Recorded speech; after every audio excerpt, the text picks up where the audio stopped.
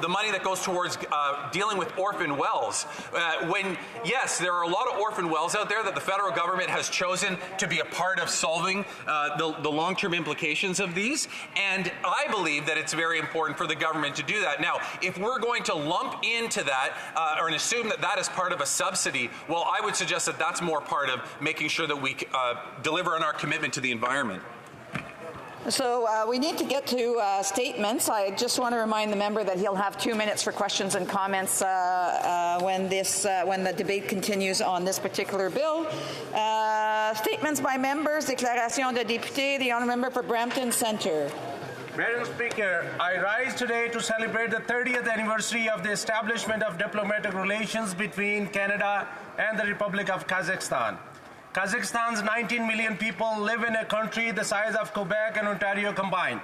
It has strong multi-ethnic and multi-denominational roots.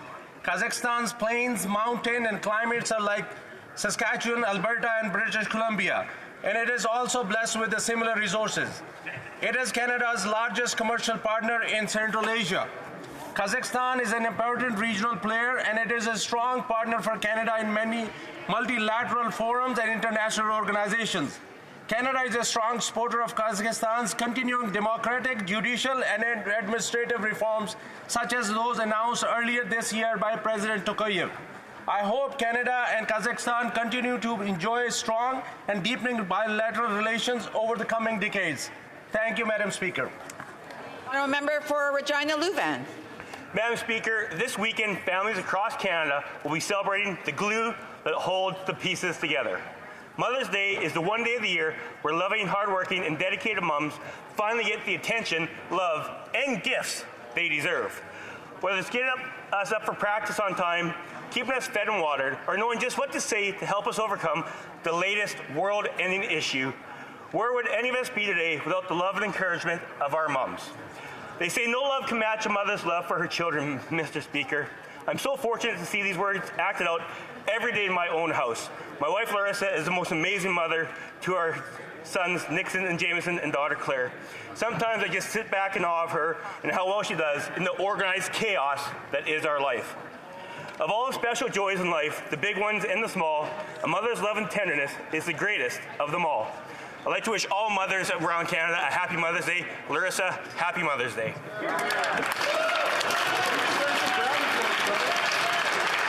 The honourable member for Toronto Danforth. Thank you, Madam Speaker. Yesterday, in this place, we began the debate about lowering the voting age. In honour of that moment, I'd like to hand the mic over to members of my youth council. From Jessica, adolescents at the age of 16 are at the point in their lives where they are most engaged in their communities as they are starting to get jobs, driver's licenses, and in general, getting involved in society. Getting adolescents involved with voting can lead to more long-lasting participation in democratic activities throughout their life. Now, Safik was less sure, but Safik says maybe we can incorporate a debate on how to educate youth before making this leap so they can educate themselves to take it seriously. And from Jonah, giving youth a vote will offer an additional perspective and will make voting results more well-rounded. Youth have very different eyes when looking at the world, so giving the older youth the vote will make our system a better democracy. Thank you to my youth council. I will always be there to amplify your voice. L'honorable député de Pierre-Boucher, les Patriotes Verchères. The honourable member for Pierre-Boucher, les Patriotes Verchères. Thank you, Madam Speaker. In 1672, Intendant Talon granted the seigneury of Varennes to René Gauthier, an officer in the Carignan-Salière Regiment and governor of Trois-Rivières. Many people are unaware that the Varennes of today came out of 4 other seigneuries, Cap de la Trinité, Cap Saint-Michel, La Guilaudière, and Ile Sainte-Thérèse. New France saw the birth of none other than Sainte Margaret Duville, founder of the Grey Nuns. The municipality is prized for the quality of its religious heritage, with its sanctuary, chapels, calvary, and the magnificent St. Anne's Basilica. Varennes remained an agricultural town until the end of the 20th century, when its industrial development coincided with the rush to the suburbs and an explosion in its population. This prosperity allowed the people of Varennes to acquire quality infrastructure and services, so much so that they rose to the top of the list of happy cities in 2019.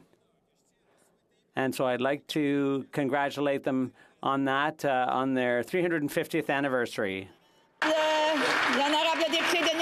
The honourable member for Nickel Belt. Speaker, May 5th is recognized around the world as the Day of the Midwife. It's a day to recognize the contribution that midwives make to ensure safe, quality reproductive and newborn care to families, mothers, and babies everywhere. Thank you to the Greater Sudbury Midwives and the Canadian Association of Midwives for providing leadership and advocacy for midwifery. Thank you to the National Aboriginal Council of Midwives, which exists to promote excellence in reproductive health care for Inuit, First Nations, Métis communities. Au Canada. In Canada, we have 2,200 midwives providing primary health care and 120 Indigenous midwives who are well positioned to address the unique challenges faced by rural communities. Today, on International Day of the Midwife, I invite you to celebrate and thank midwifery and Indigenous midwives for the health care they provide to Canadian women. Thank you. The honourable member for Yellowhead. Mr. Speaker, I am pleased to acknowledge all graduates for their achievements in receiving their much-coveted diploma. This graduation season brings an air of happiness, relief, and celebration as students attain their first big achievements as young adults graduating high school. I want to take this opportunity to remind all graduates that we are incredibly proud of them and their achievements. I want all graduates to know that we look forward to all their future endeavors, regardless of the paths they choose to take. I want all graduates to build a life where they can look back and marvel at both their triumphs and perseverance. But most importantly, I want them all to pursue true happiness, however they may define it. I want students to limitlessly dream and not to listen to others telling them what they can or cannot do, because it's their life. And it's up to them to establish their own goals and have the world benefit from their legacies. Thank you, Mr. Speaker. The honourable member for Parkdale High Park. Mr. Speaker, I rise today to welcome Mr. Pempa Sering, the Sikyong, or President of the Central Tibetan Administration, Tasha Dilek. He is here to spread awareness about the lack of linguistic, religious, and cultural freedoms for Tibetans. He's here to advocate for the middle way, an approach crafted by His Holiness the Dalai Lama, which simply seeks genuine autonomy for Tibet within the framework of the People's Republic of China. The Sikyong is here calling for a resumption of the Sino-Tibetan dialogue, and he is here to raise awareness about the whereabouts of the Panchen Lama. At the time of his abduction by the CCP in 1995, Gaiden Choki Nyima was 6 years old, making him the youngest political prisoner in the entire world. He's not been seen in public for 27 years. Today in Parliament, the Sikyong is accompanied by the Venerable Tenzin Rabgyal, the abbot of the Panchen Lama's monastery. I ask all members of this House to take up the cause of Tibetans' struggle for basic human rights and to join me in welcoming these two Tibetan leaders. Tuji Che.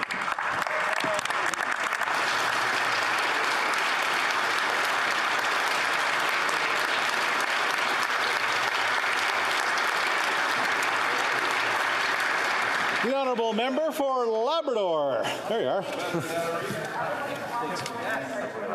All of those recognized at the 2022 Atlantic Canada Craft Awards for excellence, and give a big shout out to the entrepreneurs from Newfoundland and Labrador who won several prestigious awards. The Craft Council of Newfoundland and Labrador was awarded for excellence as an industry leader. The award recognized superior leadership in the development of craft and contributions to the industry in Atlantic Canada. Through the efforts of staff and volunteers, the organization has found new and exciting ways to promote craft makers, creating new opportunities and new markets. I recognize the exceptional work of Ms. Rowena House, Ms. Shannon Reed, and Mr. Bruno Vanaz and their team. I also acknowledge the Newfoundland Salt Company, who was named recipients as an outstanding exporter. Pete Burt and Robin Crane has taken pride in their products. The company sends their finer salts to 18 restaurants throughout the province and over 40 restaurants across the rest of Canada. And closer to home, Mr. Speaker, the incredible craft boutique of Slippers and Things in Happy Valley Goose Bay and receiving the Outstanding Retailer Award. I congratulate Mike Visey and his daughter Natasha, who continue to showcase the Labrador culture through crafting and design with their handmade slippers, using patterns that are traditions that have passed down through generations of the Voisey family. Their products are unique and a sense of pride for all the people of Newfoundland and Labrador.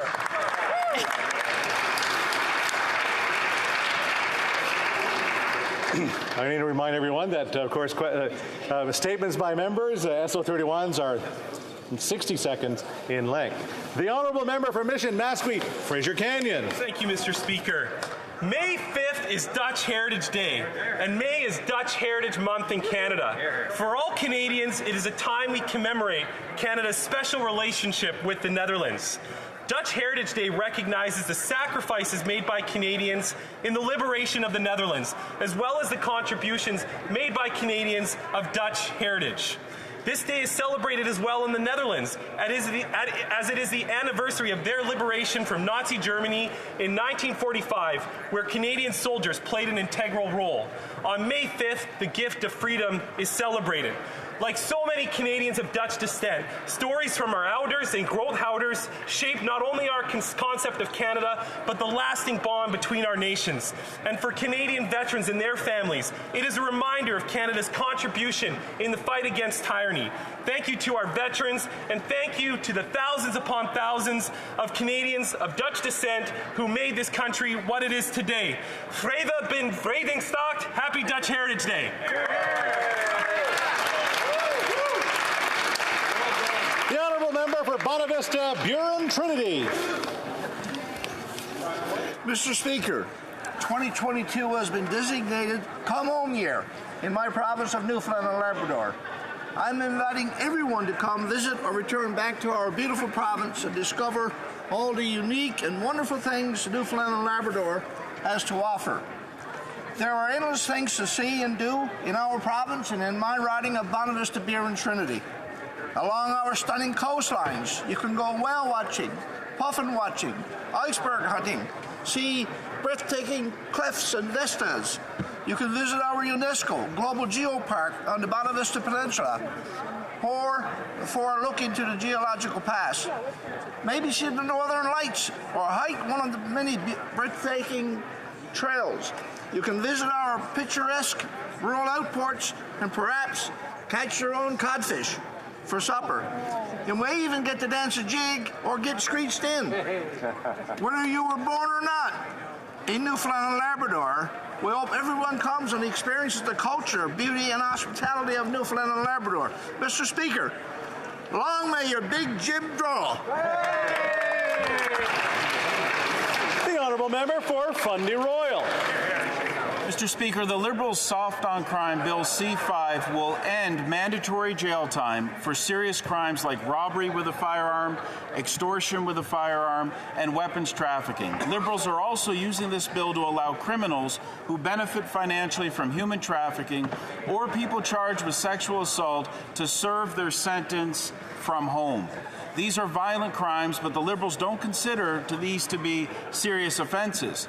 Of course, victims and those that support them know that that is simply not the case. Just last week, the executive director of the London Abused Women's Centre told the Justice Committee that putting an offender back in the community puts women at higher risk. This bill flies in the face of those who call on this government every day, asking for safer streets and safer communities. And it is an absolute affront to victims.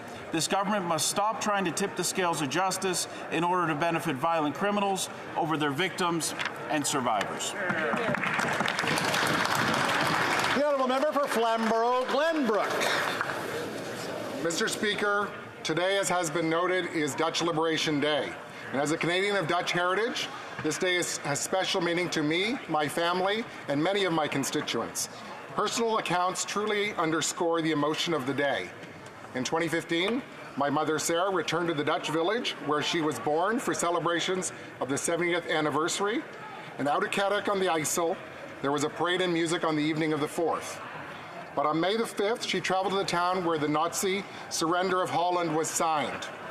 My mom's enduring memory is of the thousands and thousands of young people lining the streets and continuously clapping and cheering the Canadian veterans as they paraded by.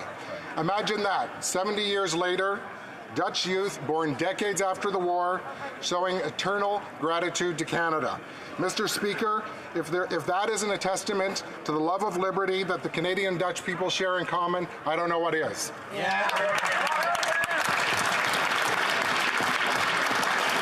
The honourable member for Glengarry Prescott Russell.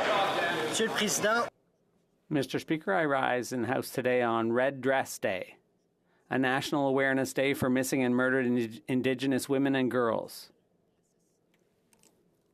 The Truth and Reconciliation Commission and the National Inquiry into Missing and Murdered Indigenous Women and Girls called attention to this tragedy and emphasized the need for all of us to address the pain and injustice. This is a horrible tragedy for Indigenous women, girls, and 2S LGBTQIA people, and we need to make sure the recommendations become a reality. For those who had the courage to speak out, we continue to honor them, and it is our duty as parliamentarians not only to raise awareness among Canadians, but also to take action to put an end to this tragedy. Thank you.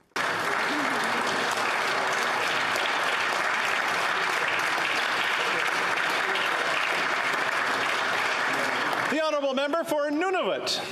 I rise to amplify the inherent rights of Indigenous peoples in Canada. Reclaiming Power and Place, the final report of the National Inquiry into Missing and Murdered Indigenous Women and Girls found that, quote, Indigenous women, girls, and 2S LGBTQIA peoples are holders of inherent Indigenous rights, constitutional rights, and international and domestic human rights. The report calls on the full implementation on the United Nations Declaration on the Rights of Indigenous Peoples. Calls for Justice 1.2 states, we call upon all governments with the full participation of Indigenous women, girls, and 2S LGBTQIA peoples to immediately implement and fully comply with all relevant rights instruments, including but not limited to the United Nations Declaration on the Rights of Indigenous Peoples.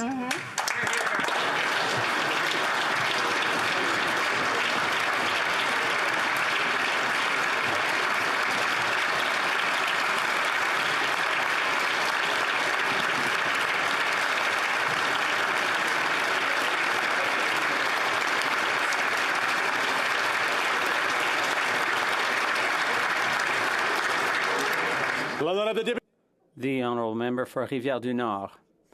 Thank you, Mr. Speaker. Tomorrow, a commemorative plaque will be unveiled at the old train station in St. Jerome to honour the memory of Father Antoine Labelle, now recognized as a historical figure of national interest. He was the parish priest of St. Jerome from 1868 till his death in 1891, and at the same time, Deputy Minister of Agriculture and Colonization from 1888 to 1890. The man who was nicknamed the King of the North participated in the founding of some 20 parishes and settled nearly 5,000 inhabitants. He also made 2 trips to Europe to stimulate French immigration to Quebec and Western Canada. He also contributed to the establishment of many industries, and in particular, he convinced Jean-Baptiste Rolland to set up his renowned paper company here in May 1882. Father, King of the North, your memory is inspiring and will continue to inspire us for a long time to come. Thank you. The honourable member for Langley Aldergrove.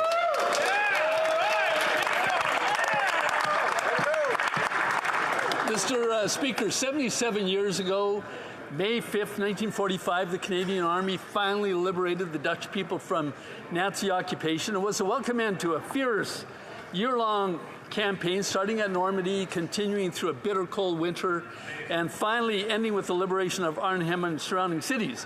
The victory came at a high cost, 7,000 Canadian lives, but it is also the start of a long and celebrated friendship between the people of Canada and the very grateful people of the Netherlands.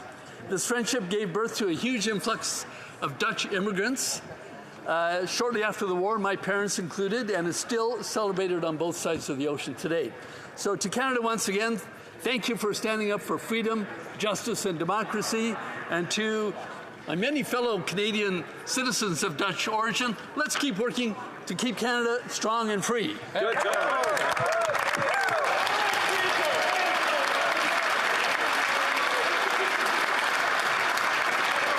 Member for Scarborough-Guildwood. Thank you, Mr. Speaker. Vladimir Kara-Murza is possibly the bravest man in Russia today, having been poisoned twice by Putin's operatives, he chose to return from a comfortable and safe life in Washington to Moscow, knowing full well that could lead to imprisonment or even death. Shortly after arriving, he gave an interview to CNN denouncing the Putin government as a regime of murderers. True to form, the Putin thugs arrested him, jailed him, and will certainly sentence him to a lengthy imprisonment. It's not inconceivable, Mr. Speaker, to say that Canada and other Western nations would not have Magnitsky sanctions without the incredibly brave efforts of Sergei Magnitsky, Bill Browder, and Vladimir Kara-Murza. Putin hates these sanctions because they are so effective in targeting his closest allies, the oligarchs, and in shining the light on the poison money of Russian corruption. Vladimir Kara-Murza is a very brave man, and he deserves our support. Shortly, I will call upon this House to pass a unanimous consent motion demanding the release of Vladimir Kara-Murza. Thank you, Mr. Speaker.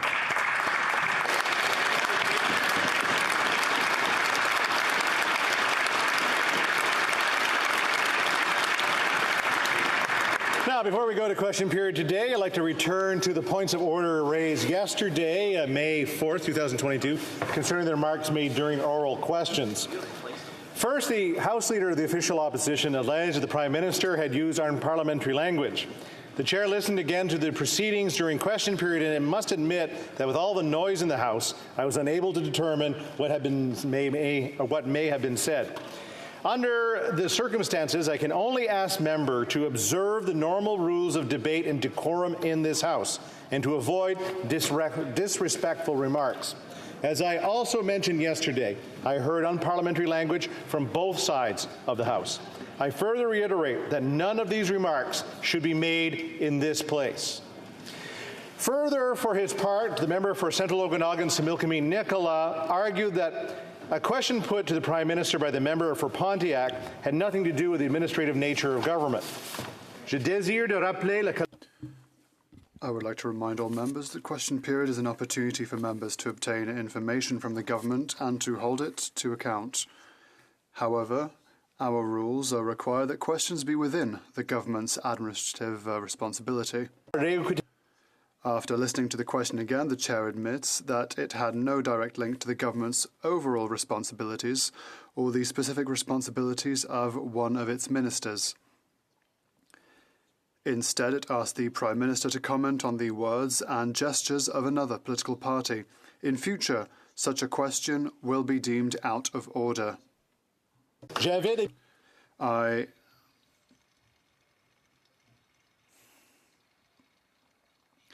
I invite members to take these guidelines into consideration when next they speak.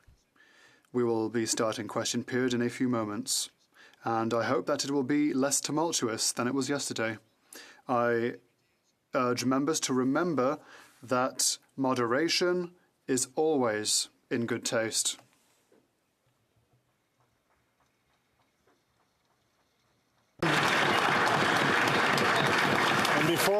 Before we start, for those of you who are maybe the blood pressure's a little high, it's a beautiful day outside. Go for a walk. Oral questions. Question orale. The honourable member for Mégantic-L'Érable. Mr. Speaker, yesterday in question period I raised a major issue facing Canadians.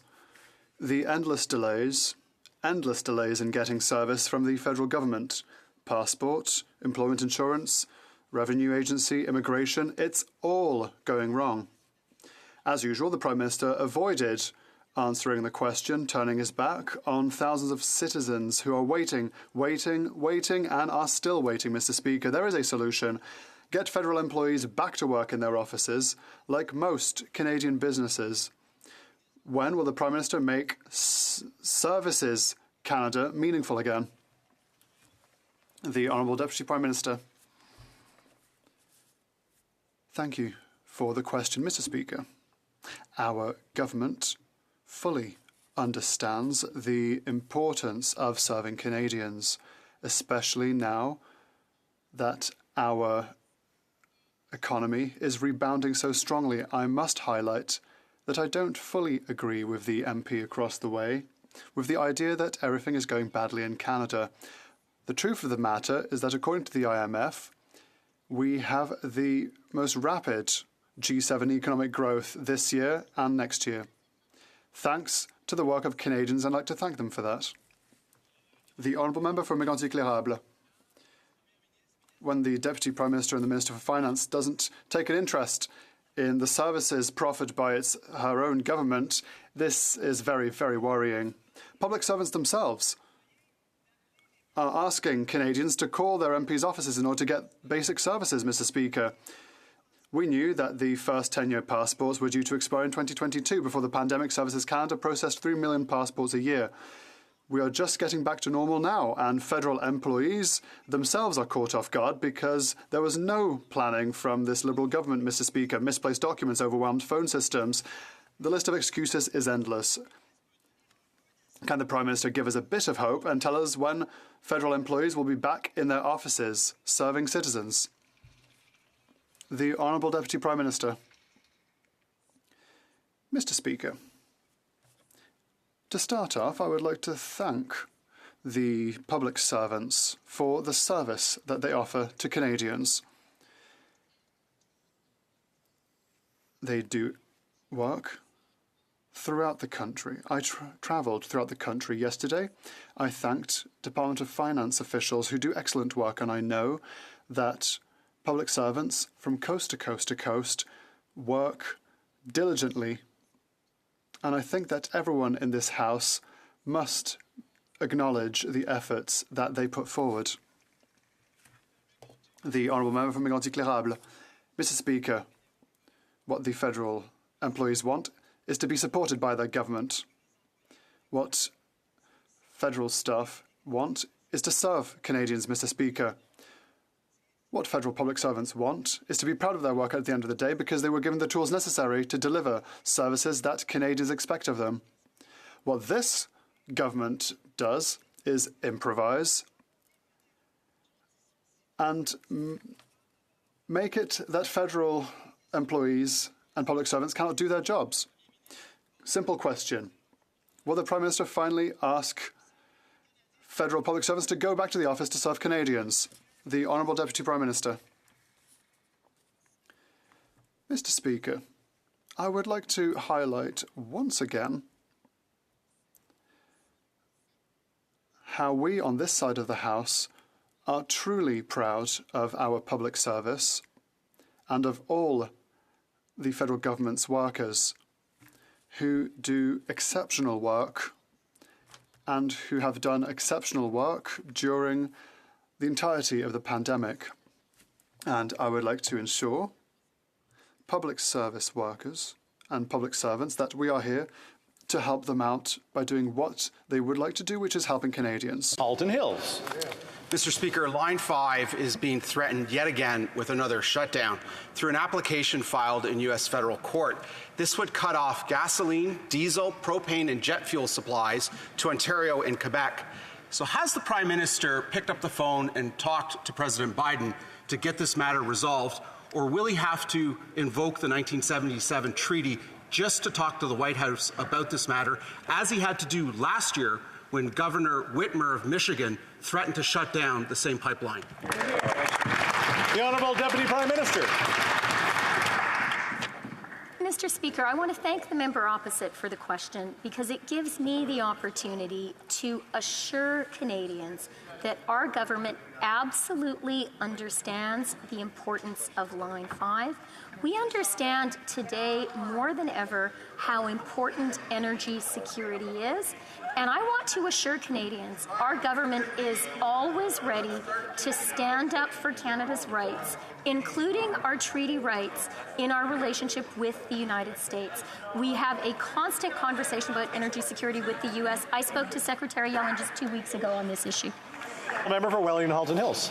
Mr. Speaker, the government says Line 5 is important to the government.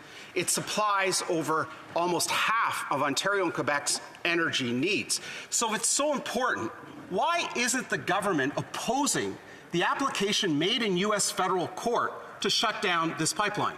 No. The Honourable Deputy Prime Minister. Mr. Speaker, Canadians can have no doubt whatsoever about our government's preparedness and our government's ability to stand up for the Canadian economy and for Canada's treaty rights, including in our relationship with the United States. We absolutely understand the importance of Line 5. We understand the importance of energy security. I spoke with Secretary Yellen just 2 weeks ago and talked about energy security and pointed out to her how important our relationship is to them. The Honourable Member for Salaberry-sur-Roi. Mr. Speaker, I think that clearly there is an immigration crisis. When the Bloc asked the Prime Minister, would it not be good for Quebec to obtain more power in immigration? Never did the Prime Minister talk about a solution. He said, and I quote, "It will always be Canada that will, for the most part, manage immigration," which is unfortunately for the Bloc Québécois, Quebec is not a nation or a country yet. Is it by sheer stubbornness that the Prime Minister refuses to collaborate more effectively and efficiently when it comes to immigration in Quebec? Is that the truth? The Honourable Deputy Prime Minister. Mr. Speaker, we know that immigration is essential for Canada's economy and the economy of Quebec. And like the MP across the way knows full well, Quebec establishes its own immigration policies and numbers, rather. We will always work hand in hand with the Quebec government in order to make sure that the immigration system continues to work for Quebecers and for all Canadians. The Honourable Member for Salaberry-sur-Roi. Mr. Speaker, I think that there's a disconnect. When Quebec asks for immigration powers to meet the crisis full on, the Prime Minister simply closes the door, saying that Quebec isn't a country and that it's Canada's job to do so. Well, Mr. Speaker, then they should do the job. They should do it for the 28,000 immigrants chosen by Quebec, 29,000 immigrants chosen by Quebec who live in Quebec and who would like to settle in Quebec, but whose files simply are not processed. The machine is broken. If the government refuses to repair it and refuses to allow Quebec to work with it, what are we meant to do? The Honourable Deputy Prime Minister.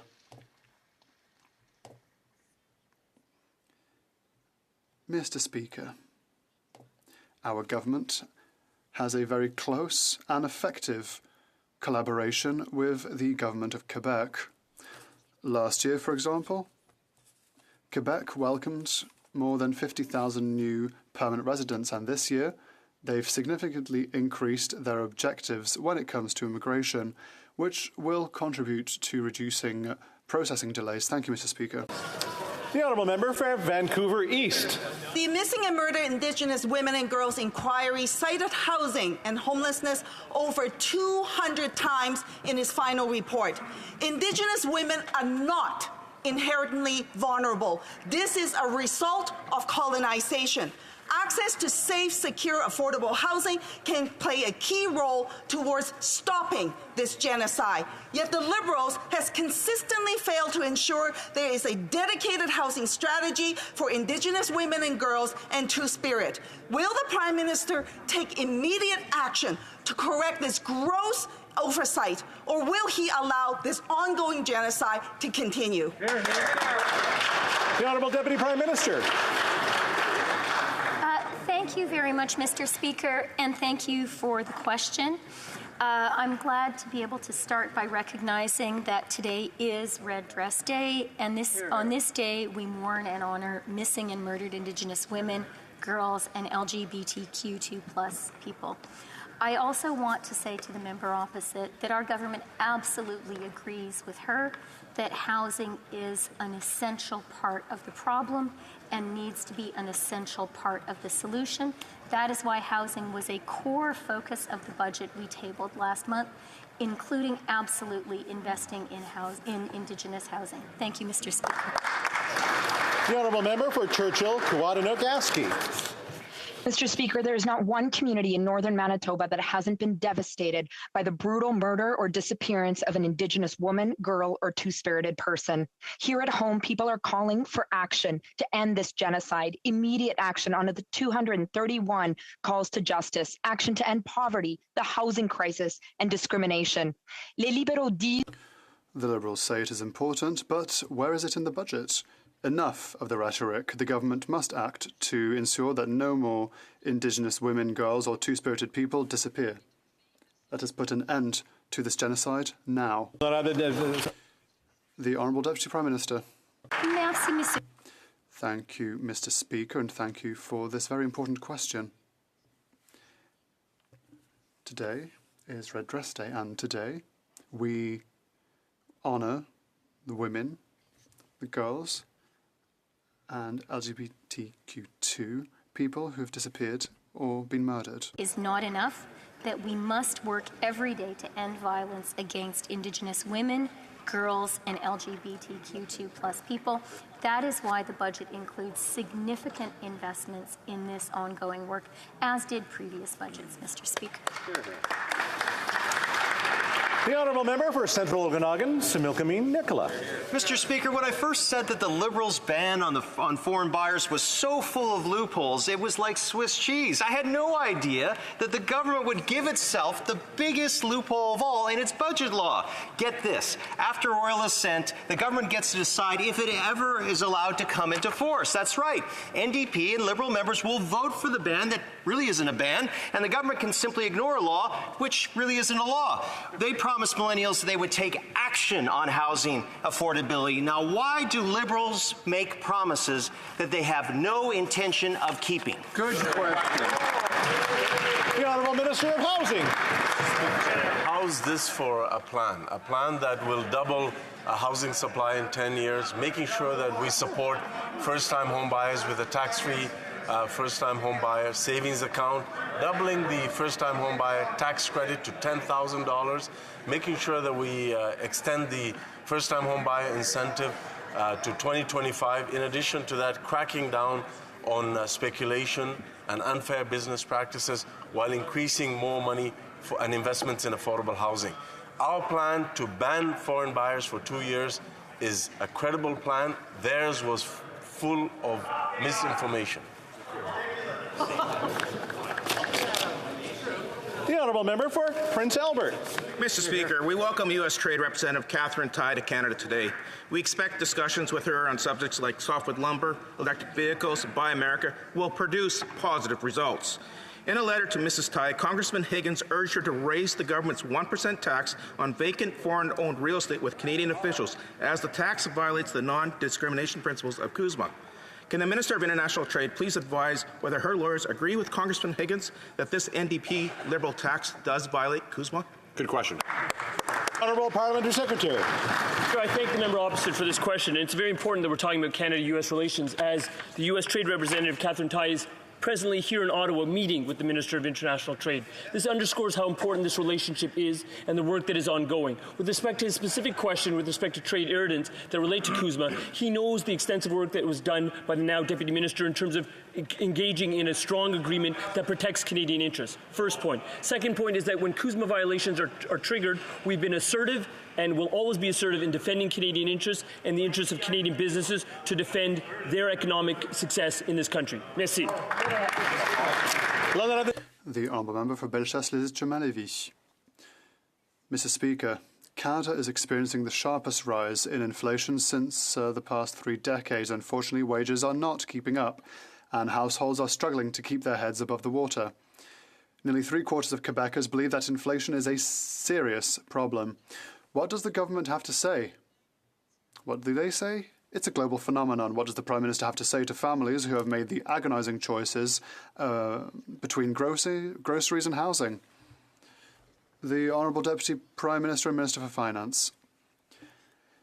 Mr. Speaker, the Conservatives continue to denigrate the Canadian economy with a false discourse. But the truth of the matter is that Canada is very well placed to resisting the economic storm caused by COVID and Vladimir Putin. According to the IMF, we will have the most rapid G7 economic growth both this year and next year. And, of course, last week, S&P reconfirmed the AAA credit rating for Canada. The Honourable Member for Bellechasse-les-Lévis. So the Minister for Finance is calling our constituents liars, those who come to see us in our offices. The reality is that there has been a 21% increase for a house in the Quebec City area. If you want to buy a house, you have to disburse 21% more than before. Gasoline is at nearly $2 a litre, Mr. Speaker. What do they have to say to Canadians, Quebecers and our constituents who visit us and simply cannot do with this anymore? The Honourable Deputy Prime Minister and Minister for Finance. Mr. Speaker, we could think that the Conservatives think that we have a fictive economic policy. Perhaps the Conservatives should note what the former communications officer from Stephen Harper had to say, and I quote, "This is reasonable. This is a budget for a good economy, and that nearly reaches zero budget deficit in 5 years." Edmonton Riverbend. Mr. Speaker, I have an email. Rachel and her partner have been renting their apartment but are now expecting a baby. Like most young Canadians, they want a home with just a bit more space. The problem is they can't afford a home and they've been outbid on every attempt. So in the latest budget, it says, don't worry, there's $500. $500? $500 barely covers 2 weeks' rent in most places. This minister is completely out of touch, so should Canadians just simply give up on home ownership while he's minister? The Honourable Minister of Families. I would like to congratulate the member opposite's constituents on expecting their baby, because good news, in Alberta, childcare costs have gone down 50%. In fact, Mr. Speaker, I was just in Edmonton and Calgary a couple of weeks ago talking to parents who have benefited from reduced childcare fees, and they have said it's actually the equivalent of a mortgage payment. And so, Mr. Speaker, we are working every single day to help families with affordability, and we're going to keep doing that. Thank you, Mr.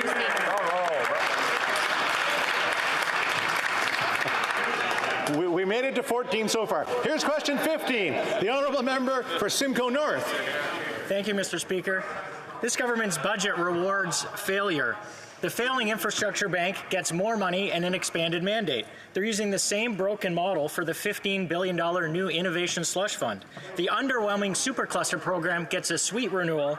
And of course, the government has ignored inflation warnings, increased the carbon tax, punishing farmers and Canadians. The unpopular housing incentive programs are not being changed. Mr. Speaker, why is breaking up so hard to do? The Honourable Parliamentary Secretary. From the members opposite on infrastructure, something that's so crucial in this country and creates good jobs right across this country. Mr. Speaker, the Canada Infrastructure Bank has invested in 33 projects, 9 in public transit, 7 in clean power, 5 in green infrastructure. And Mr. Speaker, that member opposite should maybe be careful, because his next future leader said about the Canada Infrastructure Bank that it's a game changer, and municipalities would not have been able to make those investments without it. So we might want to speak to Patrick Brown before he goes too far on this line of questioning.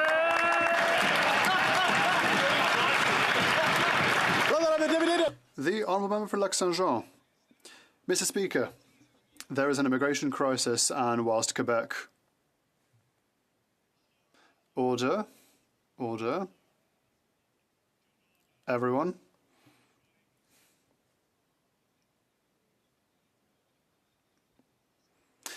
Let's try this again. The Honourable Member for Lac-Saint-Jean.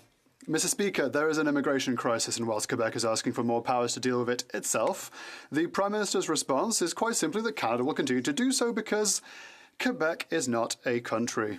Simple as that. Imagine hearing that when you're one of the 29,000 immigrants already living in Quebec, the applications of whom is stuck in a broken machine in Ottawa.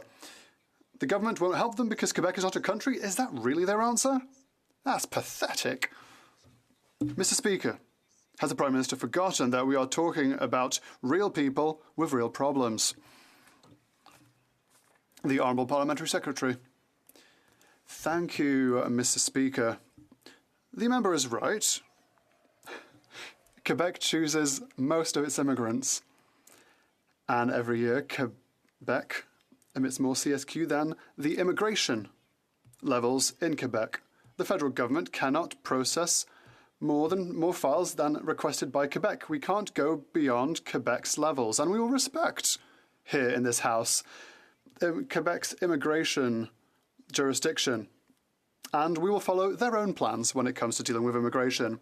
The Honourable Member for Abitibi-Témiscamingue. Thank you, Mr. Speaker. In order to respond to the labour shortage in the various regions of Quebec, the province is calling on foreign workers, but once accepted by Quebec, Ottawa rejects them. Imagine our companies invest up to $20,000 per candidate. Quebec quickly gives its approval. All this only for the federal government to end up rejecting them under the pretext that these temporary workers apparently might want to stay afterwards. Our SMEs need workers and they need them now. When will the government demand that its machine stop interfering with Quebec's efforts to meet its labour needs? The Honourable Parliamentary Secretary. Mr. Speaker, listen.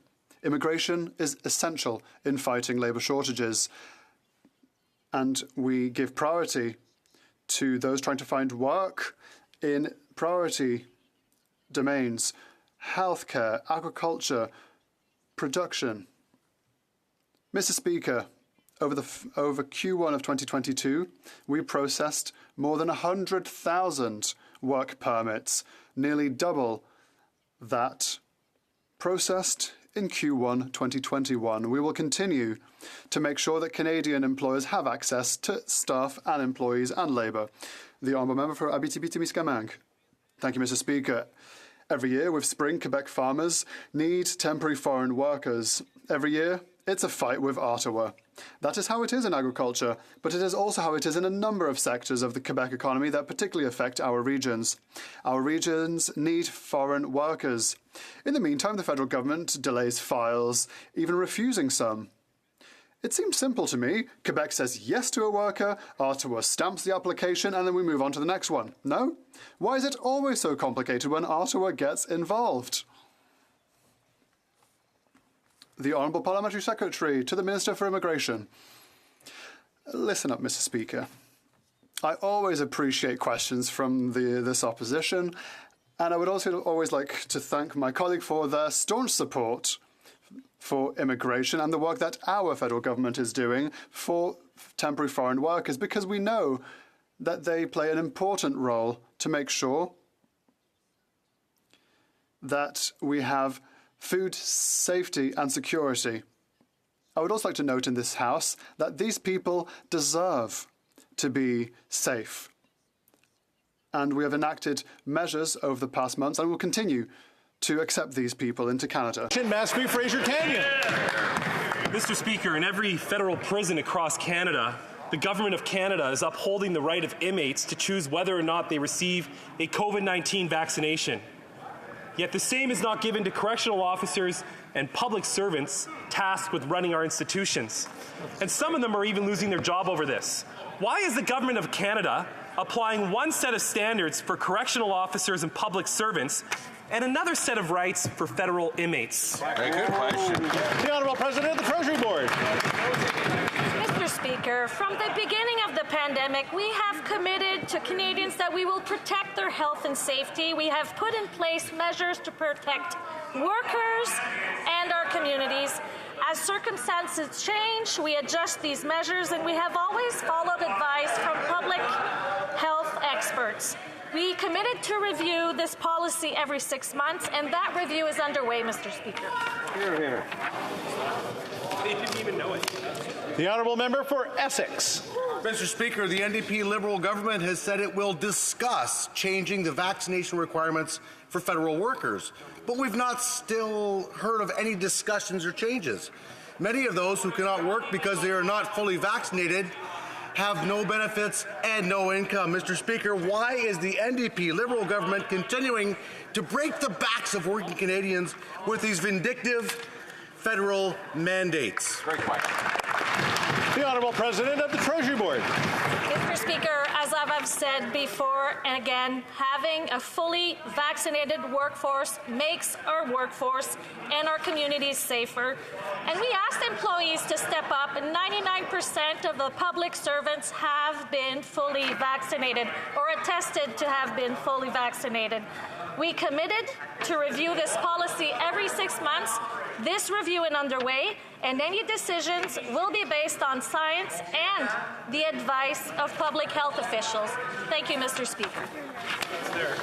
The Honourable Member for Niagara Falls. Mr. Speaker, recently I received a very concerning email from the General Manager of the Buffalo and Fort Erie Public Bridge Authority. He warned the continued use of the ArriveCAN app will result in much longer processing times and lengthy border wait times as we approach the summer tourism season. Further, these border delays will discourage cross-border travel and will continue to adversely impact the hard-hit tourism sector in Niagara. When will the federal government help the tourism sector in Niagara and in Canada by ending the use of the ArriveCAN app? The Honourable Minister of Public Safety. I want to thank my colleague for the question. Of course, ArriveCAN has been an important tool to protect the country from the spread of the virus. We continue to listen to the advice of our public health care experts, and we're working very closely with the CBSA to ensure that the ArriveCAN app is efficient and smooth for trade and travel, which happily is going again. Thank you very much, Mr. Speaker. The Honourable Member for Winnipeg Centre. Mr. Speaker, the Liberal government has acknowledged that there has been a genocide against Indigenous women, girls, and Two-Spirit people, but their inaction speaks louder than their words. They have had the calls for justice from the National Inquiry for 3 years, but the government has failed to implement them.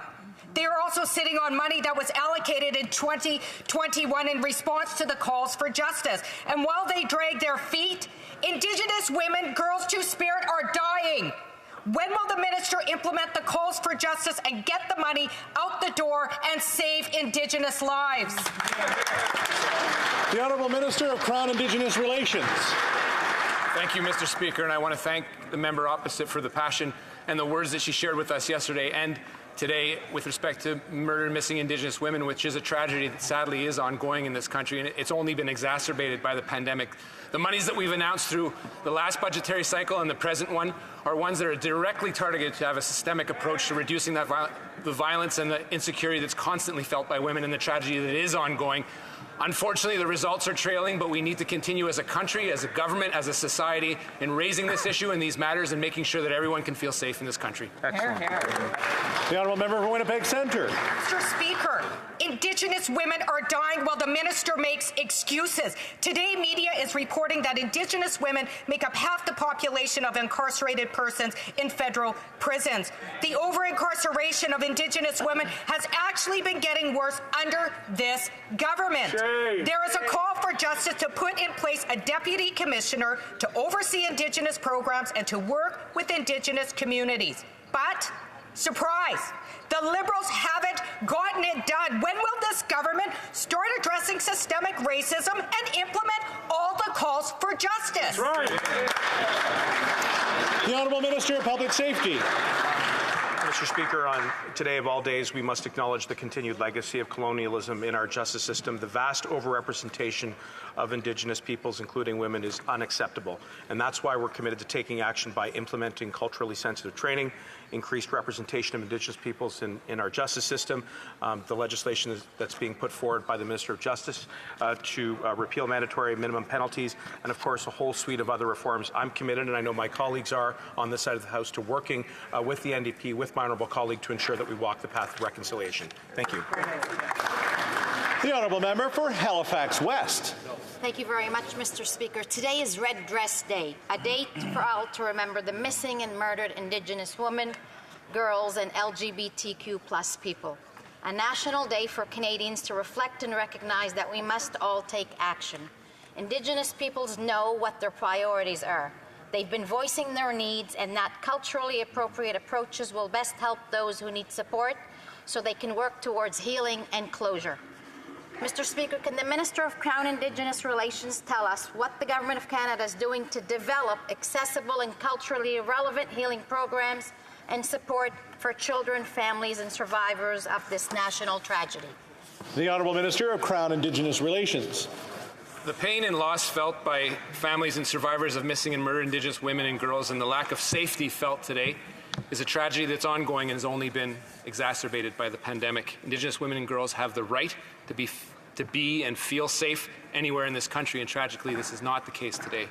This can only be achieved by continued investments in shelters, safe spaces, cultural spaces, and housing, coupled with culturally appropriate mental health services. We've made significant, indeed historic investments in the areas, but do recognize that much more work needs to be done, and we'll continue to do this alongside Indigenous partners. Hear, hear. The Honourable Member for Peterborough-Kawartha. Our country is in a mental health crisis. The first hurdle to getting help is to seek it out. But the people who have the courage to go and ask for help are being denied that help. People are literally dying waiting for help. My question is, the Liberals promised $4.5 billion via Canada Mental Health Transfer during the election campaign, which was promised to start in 2022. Yet in recent budget, there is nothing. Zero. There is nothing for the Canada Mental Health Transfer. Why? That's shameful. The Honourable Minister of Mental Health and Addictions. Mr. Speaker, I thank the member for the question and for the recognition of this as Mental Health Week as we increase the awareness coast to coast to coast.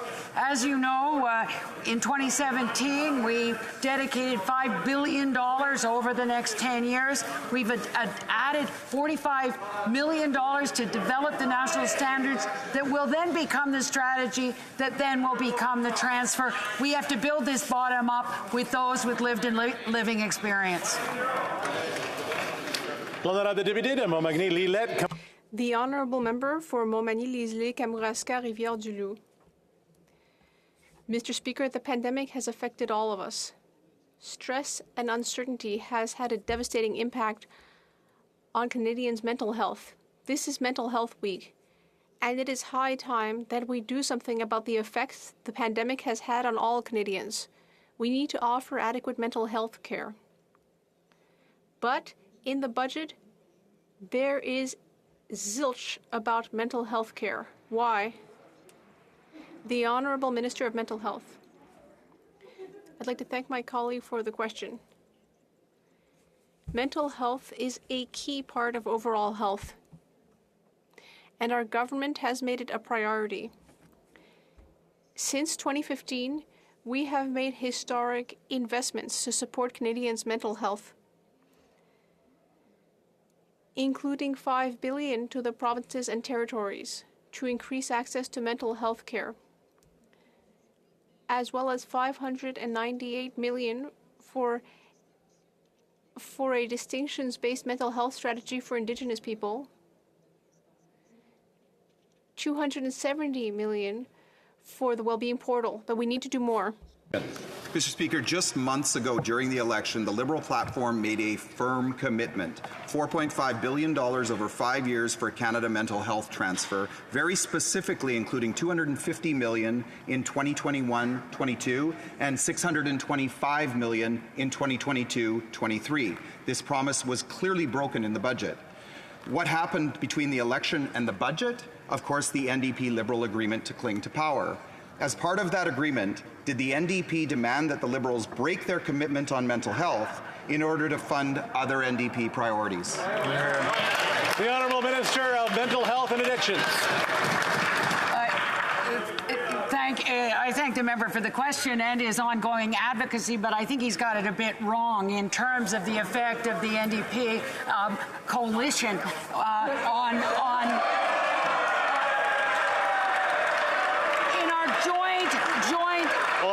Hold on. We were doing really well there. We really were. See, let's make sure. Let's have a respectful answer. Respectful, please. The Honourable Minister of Mental Health and Addictions. The word was collaboration, Mr. Speaker, and I want to say say that on mental health, we think that there is collaboration across the whole of this House as we go forward, investing in the $5 billion that was in the 2017 budget and moving forward to the federal transfer eventually once we have a strategy. The Honourable Member for Edmonton Wetaskiwin. Today we're talking about the 2022 budget, and several things are very clear. During the election, many parties made substantial commitments on mental health. The cornerstone of the Liberal commitment was the Canada Mental Health Transfer, beginning with $250 million for 2021-22. The Liberals made an agreement with the NDP, and many elements of that agreement remain highly secret. Subsequently, the Canada Mental Health Transfer has been shelved. Canadians deserve to know what other Liberal platform commitments have been negotiated away in their deal with the NDP. The Honourable Minister of Mental Health and Addictions. Mr. Speaker, I usually respect the questions from this member, but I find that quite annoying in that it is... Everything on mental health and addiction is built upon. There is nothing being traded away. This is a high priority in our government, and I really think that was really a despicable question.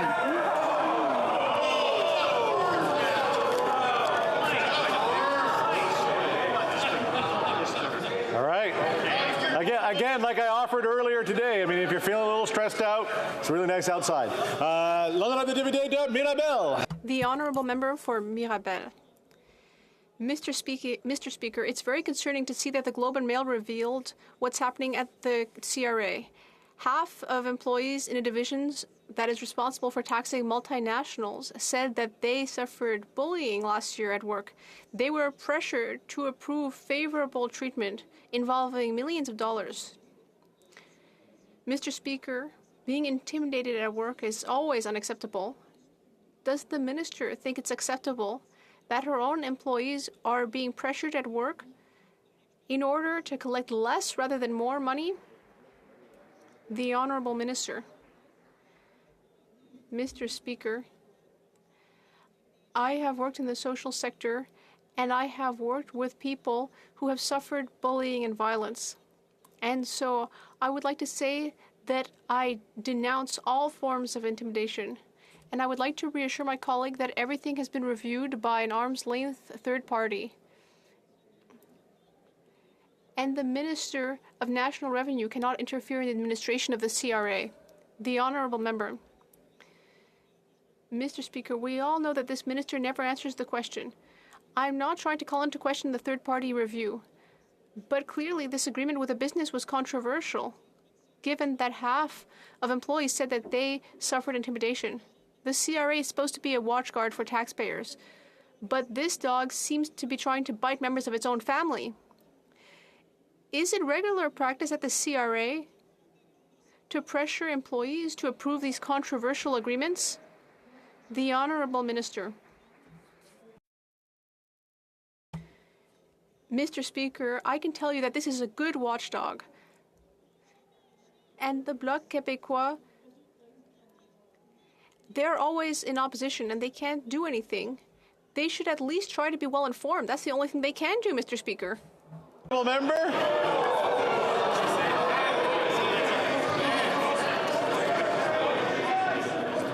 The Honourable Member for Fort McMurray Cold Lake. Thank you, Mr. Speaker. This government's failure to plan has prevented Canadians from being able to access basic government services. People can't get through by phone or in person to Service Canada. In fact, the delays in passport processing have effectively ground Services Canada locations all across the country to a halt. It has become so dire that some people are charging upwards of $50 an hour to stand in line for people desperate to get an in-person appointment. The Harper government introduced a 10-year passport, but this government, this Liberal government, have they decided to introduce a 10-year wait list? The Honourable Minister of Families, Children and Social Development. Thank you, Mr. Speaker. As I've said before, in this House, there is an unprecedented demand when it comes to accessing passports. Mr. Speaker, we have put a number of initiatives in place to help deal with this. We have a simplified processing to replace expired passports. We've opened more client counters in passport offices. We've operated extended hours and used overtime in passport offices and processing in call centers. We've created 3 additional application processing centers, expanded passport intake in 303 Service Canada centers, hired 500 additional staff, and continued to hire and train more, opened 12 offices over the weekend in the busiest centers around the country, and will continue to work really hard to ensure that we're serving Canadians. Thank you, Mr. Speaker. The honourable member for Saskatoon West. Mr. Speaker, despite all that, the horrors of the Out of Service Canada office in Saskatoon continue. Margaret is 86 years old and the nicest lady you can find. She was struggling to get through on the phone, so she went to the Saskatoon office in person. The staff refused to meet with her for, get this, not having booked an online appointment. Shameful. Mr. Speaker, our seniors and indeed all Canadians deserve better than this. Does the minister have even an ounce of compassion for Margaret and all the people being mistreated in Saskatoon because of the minister's lack of planning? The Honourable Minister of Families, Children and Social Development. Of course, I have compassion for everyone across the country because there is an unprecedented demand in accessing these services. I was in Saskatoon on Friday, in fact, and visited the Service Canada Centre there and spoke with the employees who are working around the clock to address this unprecedented demand. They are working evenings, they are working weekends, they are doing everything they can to serve Canadians, but right now there are more Canadians than at any time ever before looking to renew their passports because they want to travel, and we are going to do everything we can to serve them as best as possible. Thank you, Mr. Speaker. Hear, hear. The honourable member for Kelowna Lake Country. Mr. Speaker, a constituent of mine from Kelowna Lake Country did the right thing, applied for passport renewals in person at a passport office, and was told by Service Canada staff that 2 months before travelling was plenty of time. The passports never arrived, and she will likely have to cancel her family trip at great cost and disappointment. Service Canada told MPs that they expect lengthy passport delays. This is another mess from this government. When will the minister provide clarity to my constituent and Canadians on passport processing? The Honourable Minister of Families, Children and Social Development. Thank you, Mr. Speaker, and I understand that this is a frustrating process for many Canadians, but over the past 2 years, many passports have expired, and with the lifting of restrictions, many Canadians want to travel at the same time. We are doing everything we can, and Service Canada employees are helping them. If there is an urgent request, they should make that known when they arrive at a Service Canada centre. They are ensuring that transfers happen, and if there is an issue, to call the call centre. Of course, MPs have access to a special regional inquiries unit that they can also call, and Service Canada will assist as best as possible. Thank you, Mr. Speaker.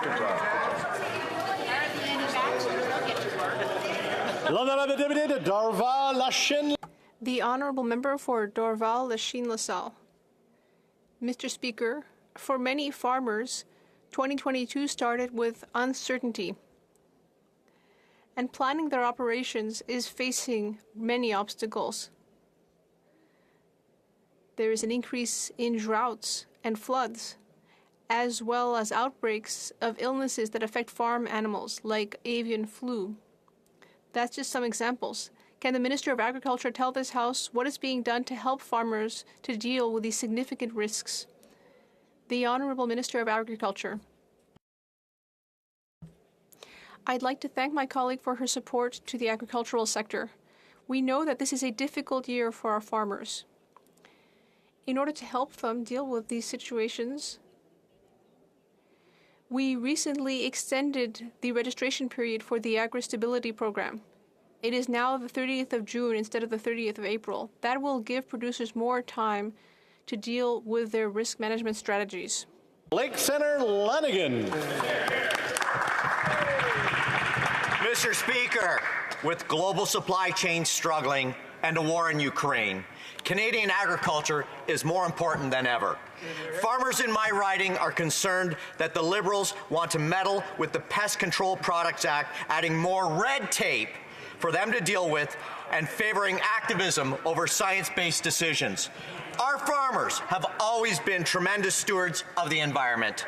What makes this NDP Liberal government or coalition think that they have any expertise or right to tell our farmers how to feed the world? Great question. The Honourable Minister of Agriculture. Merci, Monsieur le Président. Je veux assurer mon collègue qu'on reconnaît absolument que nos producteurs. I'd like to assure my colleague that we are very committed to help our farmers take care of our environment. Our lands are extremely valuable, and we will continue to ensure that the agency will do more to ensure that we meet consumer expectations while recognizing that our producers need tools. Thank you, Mr. Speaker. The Honourable Member for Portneuf-Jacques-Cartier. Mr. Speaker, whether in manufacturing, farming, or the tourism sector, our business owners are having a great deal of trouble due to the labor shortage, and it's worse among Francophones. There is a great deal of paperwork, and delays can last up to 30 months, 2.5 years. Does the Minister of Immigration know about the irreparable harm this is causing our economy? What will he do now to resolve the problem and respect our Francophone entrepreneurs? The Honourable Parliamentary Secretary to the Minister of Immigration.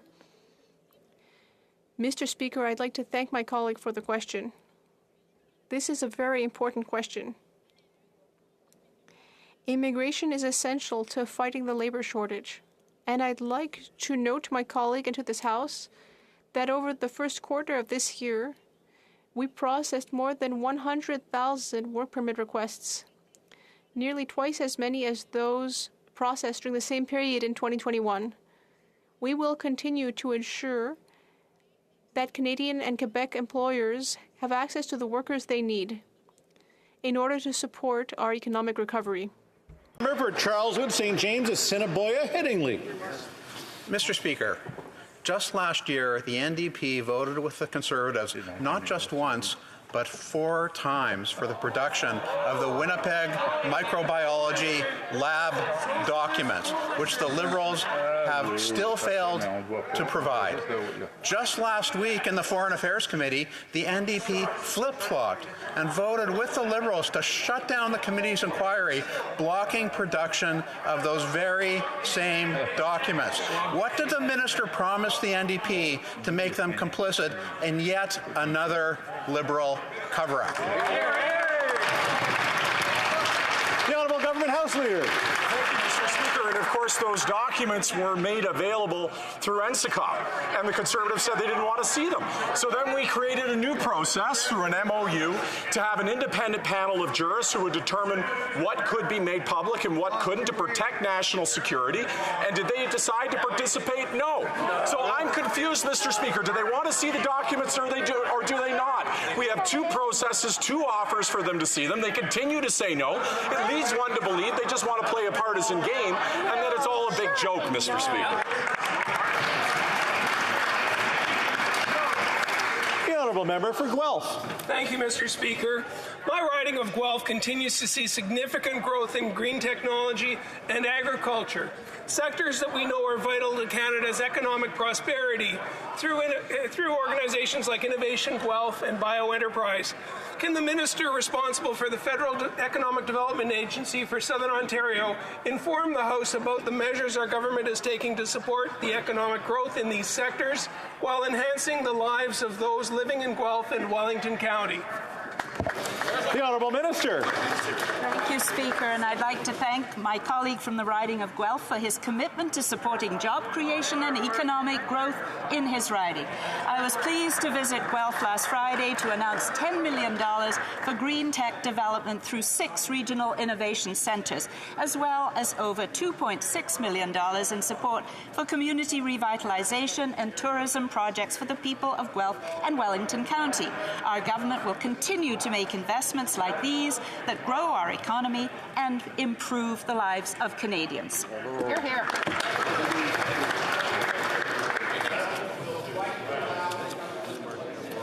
I'm hearing a lot of chatter here. I don't know what's been going on in between question periods. So there's some friendly banter going here, and I maybe call it up. The Honourable Member for Nunavut. Okaktitiyi, one of the 231 calls for justice, calls for the full implementation of the United Nations Declaration on the Rights of Indigenous Peoples. This government committed to do so in passing Bill C-15. But in courts this week, federal lawyers now say UNDRIP is only an important interpretive aid and a process for discussions. So which is it? Will this Minister of Justice stand to confirm that the rights of Indigenous people in Canada are indeed substantive as stated in UNDRIP? The Honourable Minister of Justice and Attorney General. Thank you, Mr. Speaker. I thank the honourable member for her question. Mr. Speaker, UNDRIP is a foundational document which we feel will be transformative in restarting the reconciliation process and fulfilling the real promise of Canada moving forward. Mr. Speaker, I also point out that my predecessor, Minister of Justice, implemented a directive on litigation. We're doing our best every day to implement that directive. Mr. Speaker, these are two measures that we feel will help build trust, will help build the process of reconciliation as we move forward implementing UNDRIP. The Honourable Member for Spadina, Fort York. Mr. Speaker, we waited for over a year for the government to honor its commitment and promise to the arts community to hold a national arts summit. We've seen the visceral economic and societal damage that this delay has wreaked upon workers. I called for it in February, and then I called for it again in March, and finally, the government got around to it. Can the Minister of Canadian Heritage share with us what came out of this summit? What concrete action can we expect to see? What can I tell my constituents who've lost their jobs and their livelihoods? Will we see real action, or was a year-long delay just for lip service? The Honourable Parliamentary Secretary. I'd like to thank the honourable member for his sudden interest in Canadian heritage. He talks about February, but perhaps he doesn't remember that the pandemic was raging on. We have been there for our artists since the beginning, and we will continue to be. The pandemic has been tough, but the worst is behind us. It's time to rebuild and look to the future. We were happy to welcome the entire cultural community to Ottawa this week for the Cultural Summit. Together, we will find long-term solution to strengthen our culture, and jobs depend on it, Mr. Speaker. Thank you so much. And that's all the time of question period today.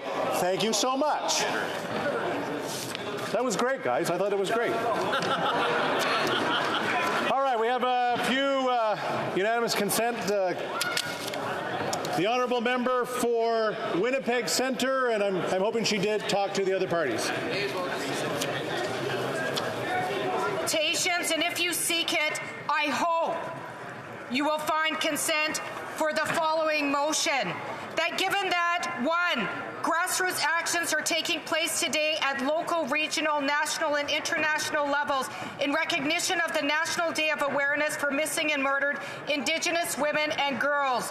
2, Indigenous women and girls still face unacceptable and rising rates of violence, with 56% of Indigenous women having experienced assault and 46% having experienced sexual assault, and 64% of First Nations and 65% of Métis women having experienced violent victimization, 42% of Indigenous women having experienced physical or sexual abuse during childhood, and Indigenous women being at least 4.5 times more likely to be murdered than non-Indigenous women.